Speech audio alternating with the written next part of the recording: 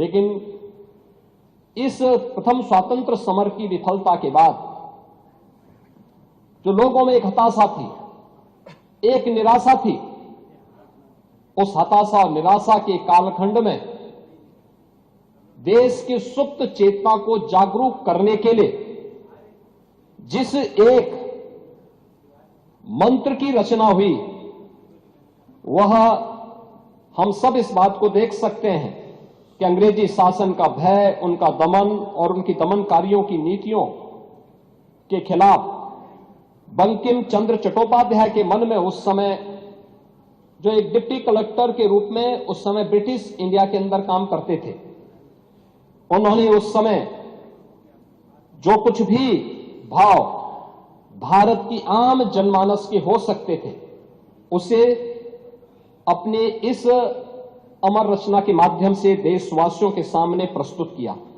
और वास्तव में औपनिवेशिक मानसिकता के प्रतिकार के रूप में वंदे मातरम की रचना हम सबके सामने आई।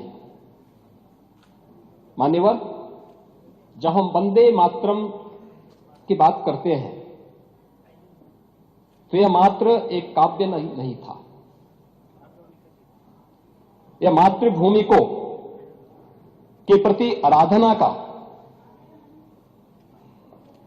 उसके उस सांस्कृतिक भावना को जो राष्ट्रवाद की एक अभिव्यक्ति के रूप में हम सबके सामने हो सकती है, जो हमारा वैदिक उद्घोष था, माता भूमि पुत्रोहम पृथिव्या का, उस भाव की अभिव्यक्ति का एक माध्यम यह गीत बना। पहली बार भारत माता एक भूभाग मात्र नहीं थी, बल्कि हर भारतीय की भावना बनी थी। पहली बार स्वाधीनता एक राजनीति मात्र नहीं थी, बल्कि हर भारतीय के लिए एक साधना बनी थी।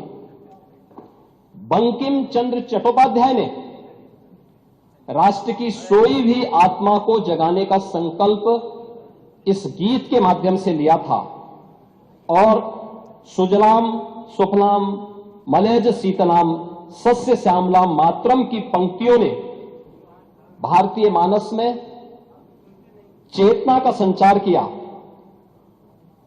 इस एक पंक्ति में भारत की प्रकृति, भारत की समृद्धि, भारत का सौंदर्य और भारत की शक्ति एक साथ मूर्तिमान हो उठी। महोदय, 1905 में जब ब्रिटिश गवर्नमेंट ने बंगाल विभाजन की नींव रखने का कुत्सित प्रयास किया था, तब भारत की जनता ने प्रतिशोध के रूप में जो हथियार उठाया था, वह हथियार वंदे मातरम का था। प्रभात फेरियां, सत्याग्रह, स्वाधीनता का गान वंदे मातरम बन गया। रविंद्रनाथ ठाकुर ने इसे भारत की आत्मा कहा, अरविंद घोष ने इसे मंत्र कहा। वंदे मातरम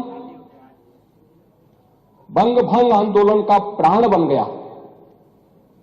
इस गीत की गूंज विद्यालयों, सभाओं, जुलूसों और हर उस मार्ग पर सुनाई देती थी जहां पर स्वतंत्रता का स्वप्न जीवित था। फांसी पर चढ़ते हुए क्रांतिकारियों के अधरों पर अंतिम उच्चारण था वंदे मातरम।